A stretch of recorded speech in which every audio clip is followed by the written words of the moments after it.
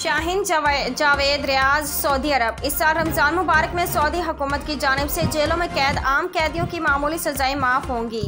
साबका मशीर बराए वज़ीर आला पंजाब चौधरी अजहर वड़ाइच की जानिब से कम्यूनिटी की सरकर्दा शख्सियात कौंसलर जनरल खालिद मजीद और साबका वफाकी वज़ीर चौधरी शहबाज अहमद के एजाज़ में दिए गए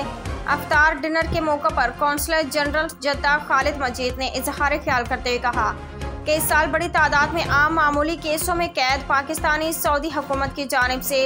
रमज़ान में आम माफ़ी के ऐलान के बाद रहा होंगे, जिनकी रहाई के लिए फ़हरिस्तें तैयार की जा रही हैं। हम सऊदी हुकूमत का मशकूर हैं कि उन्होंने हमेशा हमारे साथ हर साल में मसाइल में ताउन किया। अशारिया से साबका वफाकी वज़ीर चौधरी शहबाज चौधरी अकरम गुज्जर इम्तियाज़ अहमद और दिगर ने भी इज़हार ख्याल किया और चौधरी अजहर वड़ाइच ने कहा कि मेरी हमेशा से कम्युनिटी में इत्तेहाद और भाईचारे की एक मुस्बत सोच है।